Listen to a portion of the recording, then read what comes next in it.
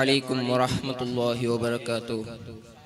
ബിസ്മില്ലാ വൽഹംദുലില്ലാ വസ്സലാത്തു വസ്സലാമു അലാ അഷ്റഫിൽ മുർസലീൻ വഅലാ ആലിഹി വസഹ്ബിഹി അജ്മഈൻ. അമ്മാ ബഅദ്. സർവാധരണീയരായ ഗുരുനാഥന്മാർ, സ്നേഹനിധികളായ വിദ്യാർത്ഥി സുഹൃത്തുക്കളെ, അൽ മുറാഫഖ ഫെസ്റ്റിലാണ് നാം ഇന്ന് ഓർമ്മിച്ചു കൂടിയത്.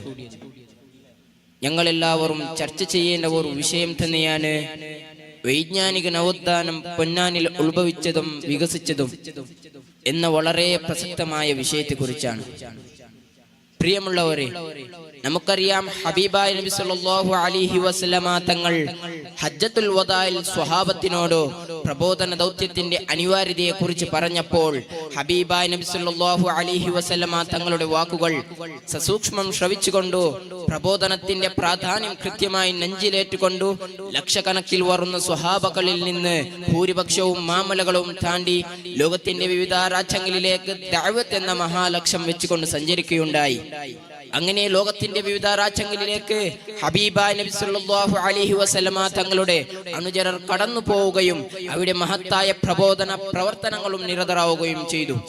പ്രിയമുള്ളവരെ, മഖ്ദൂം കുടുംബത്തിലേക്ക് വരുമ്പോൾ ആദ്യമായി മാലിക് ഇബ്നു ദിനാർ റളിയല്ലാഹു അൻഹു, മാലിക് ഇബ്നു ഹബീബ് മടങ്ങുന്ന 40 സംഘങ്ങൾ ഇസ്ലാമിന്റെ പ്രചാരാർത്ഥം ആദ്യമായി സ്വഹാബത്തിന്റെ കാലം മുതൽക്ക് തന്നെ വിശുദ്ധമായ കേരള കരയിലേക്ക് വരുകയും അവിടെ മഹത്തായ പ്രബോധന പ്രവർത്തനങ്ങളും വ്യാപൃതരാവുകയും ചെയ്തു. പിന്നീട് 18ാം നൂറ്റാണ്ടിലാണ് മഖ്ദൂം കുടുംബം കേരളത്തിലേക്ക് വരുന്നത്. 38ഓളം മഖ്ദൂം പണ്ഡിതന്മാർ കേരളക്കരയിൽ കടന്നുപോയി എന്ന ചരിത്ര ആളുകളെ നമ്മെ ഓർമ്മിപ്പിക്കുന്നുണ്ട്. ഏറ്റവും പ്രസിദ്ധരായ മഖ്ദൂം പണ്ഡിതരെ കുറിച്ച് നമുക്കെല്ലാവർക്കും അറിയാം.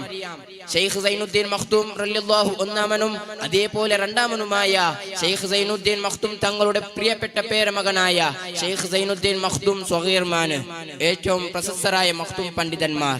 മാത്രമല്ല, ഉമർ ഖാലി വെളിയങ്കോട് റളിയല്ലാഹു അൻഹു, ഉമർ ഖാലി തങ്ങളെ പോലെ, ശുജാഇ മൊയ്ത് മുസ്ലിയാരെ പോലെ ദൈശനികമായ ഒരുപാട് ചിന്തകളുടെ ലോകത്തേക്ക് തന്നെ അവരുടെ ശ്രദ്ധ കേരളത്തിലേക്ക് തിരിച്ചുവിറ്റ വലിയ പണ്ഡിത നേതൃത്വം ഇതിലൂടെ കടന്നു പോയിട്ടുണ്ട് എന്ന് നമുക്ക് കാണാൻ കഴിയുന്നത്.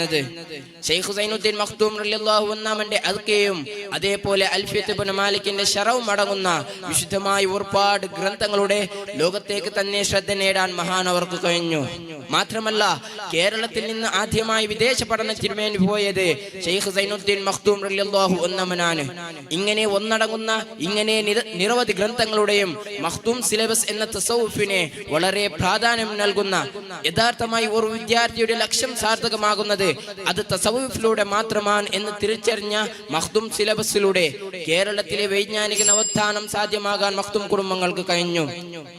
പിന്നീട് 18ാം നൂറ്റാണ്ടിലാണ് മഖ്ദൂം തങ്ങളുടെ പാദം പിൻപറ്റിക്കൊണ്ട് സയ്യിദ് ഫസൽ തങ്ങളും അതേപോലെ മമ്രം തങ്ങളും അടങ്ങുന്ന പണ്ഡിത നേതൃത്വം കടന്നു വരുന്നത്. ശേഷം 20ാം നൂറ്റാണ്ടിലേക്ക് വരുമ്പോൾ സമസ്ത എന്ന മഹാപ്രസ്ഥാനം നടത്തിയ സമുജ്ജലമായ അധ്യായങ്ങൾ നമുക്ക് കാണാൻ കഴിയുന്നത്. പാരമ്പര്യത്തെ നിഷേധിച്ചുകൊണ്ടോ അതിനെല്ലാം ശിർക്കും കുഫ്റും എല്ലാം കണക്കാക്കിക്കൊണ്ടോ പണ്ഡിതന്മാർ താറടിച്ച വഹാബിസത്തെ യഥാർത്ഥമായി ഇസ്ലാമിന്റെ മൂല്യങ്ങൾ തുറന്നു കാണിച്ചുകൊണ്ടോ വഹാബിസത്തിനെതിരെ വെല്ലുന്ന കൗമ ഉപയോഗിച്ച് സധൈര്യമുന്നിൽ പോരാടിയ മഹാപണ്ഡിതന്മാർ ഒരു കാലത്ത് നമുക്ക് വേണ്ടി ജീവിതം ഒഴിഞ്ഞു വെച്ചതുകൊണ്ടാണ് ഇന്ന് യഥാർത്ഥമായി അഹ്ലുസുന്നയിൽ അടിയുറച്ചു വിശ്വസിച്ചുകൊണ്ടോ യഥാർത്ഥമായി ഇസ്ലാം ജീവിക്കാൻ നമുക്ക് കഴിയുന്നത്. അതിനുവേണ്ട രീതിയിൽ വിദ്യാഭ്യാസിക്കാനും വൈജ്ഞാനിക നവോത്ഥാനം ഓരോ വ്യക്തിയിൽ ആരംഭിക്കാനും നമുക്ക് കഴിയുമെന്ന് ഇവിടെ ഓർമ്മപ്പെടുത്തിക്കൊണ്ട് എന്റെ വാക്കിനെ ചുരുക്കുന്നു. വആഖിറു ദഅവാന അനിൽ ഹംദുലില്ലാഹി റബ്ബിൽ ആലമീൻ. അസ്സലാമു അലൈക്കും വറഹ്മത്തുള്ളാഹി വബറകാതുഹു.